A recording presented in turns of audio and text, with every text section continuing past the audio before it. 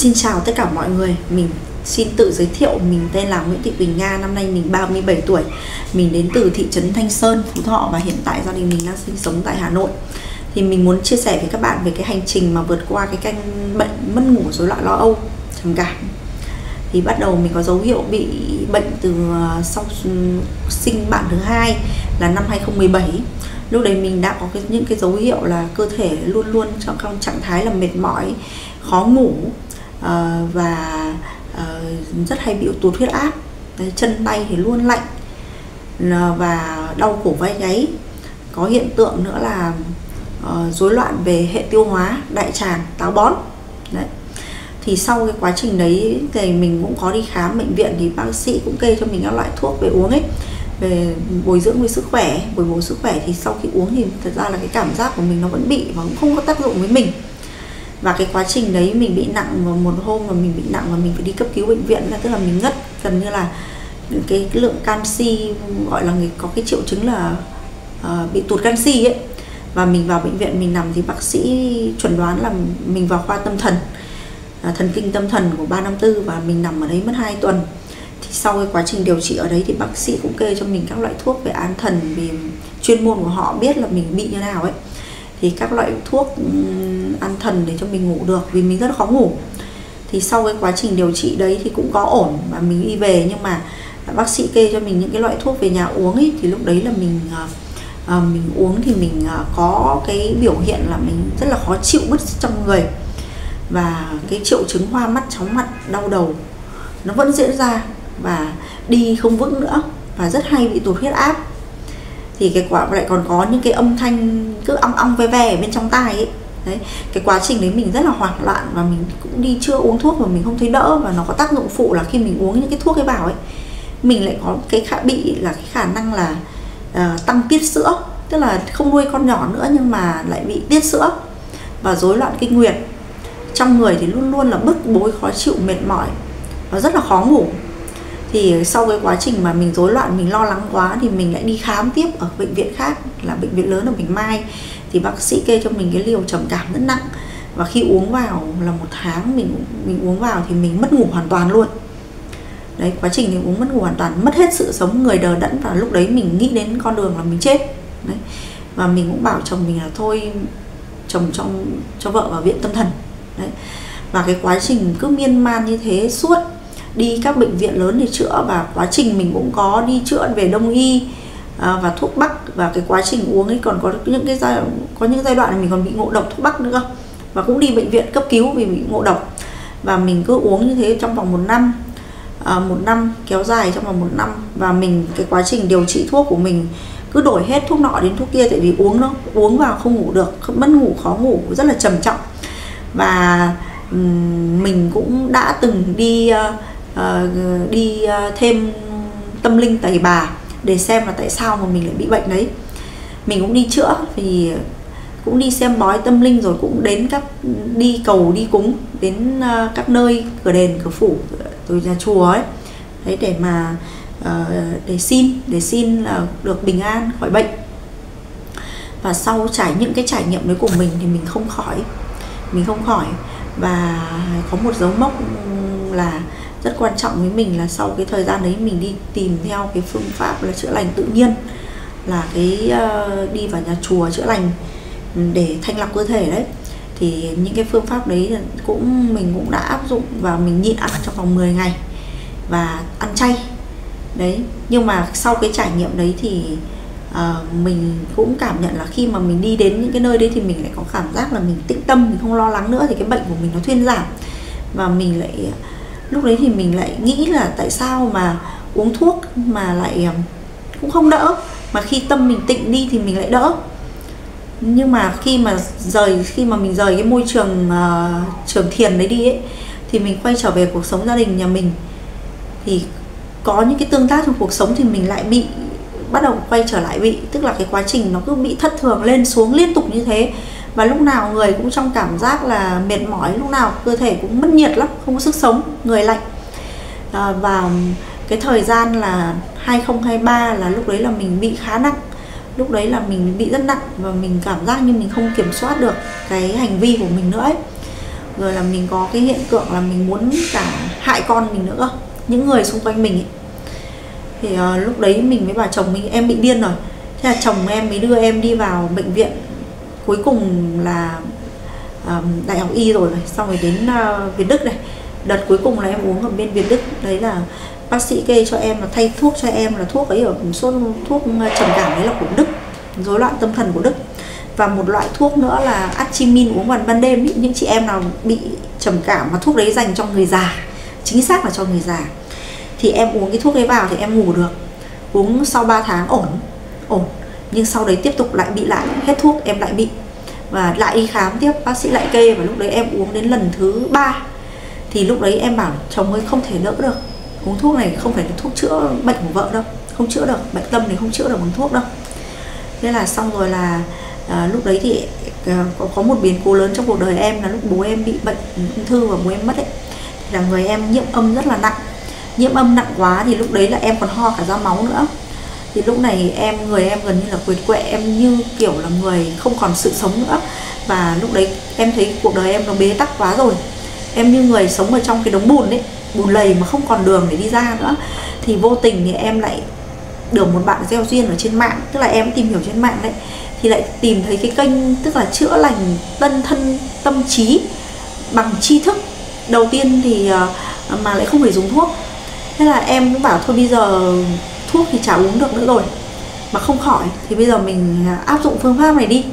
Thế là sau đấy em cũng đi tìm hiểu và đến chỗ ở của các anh chị em ở trong nhóm Hai Chân Lý đấy, và đến ngôi nhà Hai Chân Lý. Lúc đấy thì chồng em lúc đầu cũng sợ em bị dính vào lừa và tôn giáo tà đạo nào. Thì tại vì trước là em cũng đã bị rồi, tức là trước là em cũng có đi tìm hiểu tôn giáo, và chồng em cũng rất là sợ em bị vướng lại tiếp. Thì khi đi đến ngôi nhà Hai Chân Lý thì em mới thấy là bây giờ mình cứ đặt niềm tin vào đây đi. Thế là em cứ, lúc đấy là em bị nặng mà, thì em đến và lúc đấy các anh chị hỗ trợ cho em, các anh chị đi trước hỗ trợ cho em. Và lúc đấy khi mà các anh chị giảng về tri thức Hai Chân Lý ấy, thì lúc đấy là người em nó nặng, nó trì xuống, và lúc niệm là em không mở nổi mắt nữa. Và cái quá trình mà khi mà em mới tìm hiểu cái phương pháp chữa lành bằng phương pháp là thay thế, nạp thông tin sự thật và thay thế bằng những cái thông tin mà mình đã nạp vào trong tuệ linh ấy, tức là những cái thông tin tiêu cực ấy. Thì sau đấy là cái quá trình đấy em tin tưởng, em đặt niềm tin vào thầy Hoàng Văn Trường và tri thức của Hai Chân Lý, chữa lành bằng Hai Chân Lý. Và lúc đấy em học vào cái quá trình khi mà em tiếp cận được 1 tuần là em bỏ thuốc, và em bỏ thuốc luôn. Và lúc đấy cái quá trình đối với em nó cũng là khá là gian nan. Em mất trong vòng 4 tháng em mới, tức là cái quá trình mà em nạp thông tin vào, được các anh chị chia sẻ là học nó sẽ có những cái sự xung đột thông tin, vì bên trong mình nó là toàn là những thông tin tiêu cực thôi. Và khi mà mình nạp những thông tin mang tính sự thật, phát triển bền vững vào thì nó có chênh lệch về áp suất và nó sẽ xung đột.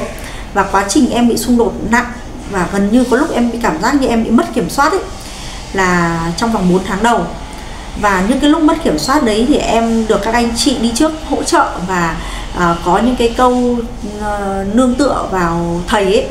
Đấy thì em có sức mạnh và ý chí để em vượt qua những cơn xung đột đấy. Và nó không khác gì cái việc mà mình cai thuốc ấy. Cai thuốc mà các anh chị biết là nghiện cai thuốc như nào, thì cai thuốc này nó y như thế. Và em cứ vật vã như thế. Cái quá trình có những hôm thì ngủ được 1-2 tiếng, có những hôm lại không ngủ được, nó cứ thất thường như thế. Và đến khi mà em ổn định được giấc ngủ, là trong vòng 4 tháng em mới ổn định lại được là một đêm em ngủ được 6-7 tiếng. Và đến bây giờ một ngày em đã tìm được giấc ngủ tự nhiên của em, tức là em ngủ được 6-7 tiếng một ngày. Đấy, và em cảm thấy đây là một cái sự thay đổi ngoạn mục của em, là em tìm được giấc ngủ của mình. Và một điều mà em rất là tâm đắc và tin tưởng vào tri thức của thầy ấy, là cái việc mà mình sống là một người đạo đức. Em mới hiểu nguyên nhân gốc rễ của bệnh của mình là xuất phát từ tâm của mình.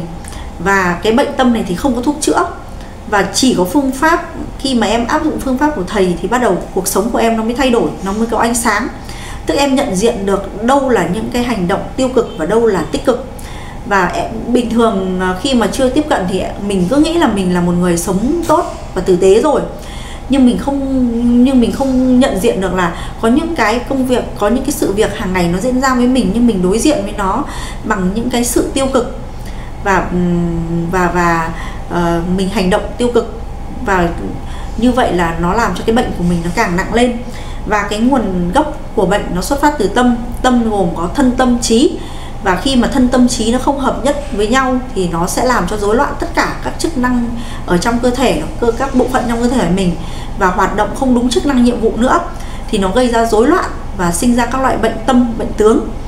Và khi mà tiếp cận thì em mới biết được cái bên trong mình là một cái là tâm, và mình cần trong mình nó nhiều những cái thông tin sai lệch quá, và bây giờ mình phải thay đổi, tức là mình phải quyết liệt thay đổi.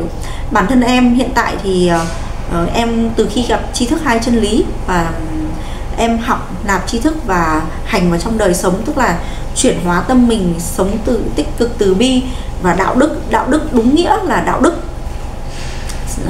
đúng với nghĩa là đạo đức, tức là chăm sóc gia đình, rồi là chăm sóc quan tâm đến bố mẹ hai bên, và quan tâm chăm sóc tới chồng con, và đối xử với mọi người xung quanh mình, tương tác trong cái trong cái môi trường của mình ấy, thế giới quan của mình ấy, là em thay đổi về suy nghĩ và thay đổi lối sống hành vi. Thì sau cái quá trình đấy là đến nay là em học được 1 năm, và 1 năm rồi, bắt đầu từ cuối năm 2023 và đến thời điểm này, chính xác là em học từ ra Tết Âm, biết tiếp cận từ tháng 1 Âm, tháng 1 Dương, và chính thức học là sau Tết Âm. Thì lúc đấy là em đến thời điểm này là được gần 1 năm. Thì bản thân em đến thời điểm này em thay đổi rất nhiều và sống tích cực hơn, lạc quan hơn.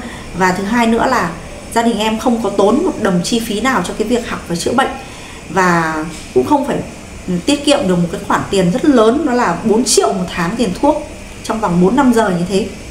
Đấy. Thật sự là em rất biết ơn thầy, với thầy đã lan tỏa những tri thức và để giúp những người bệnh như em có cơ hội để vượt qua cái căn bệnh này.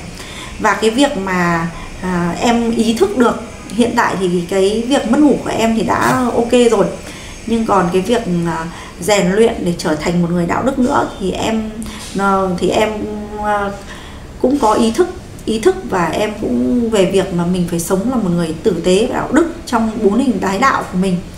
Và cái việc học tri thức không chỉ chữa nguyên tâm bệnh, thân bệnh đâu, mà nó còn mang được cái giá trị phát triển bền vững cho xã hội, cho toàn bộ nhân loại và cho cả vũ trụ. Đấy thì em rất biết ơn thầy, và em cũng có ý thức là em biết là em phải rèn luyện và nỗ lực hơn.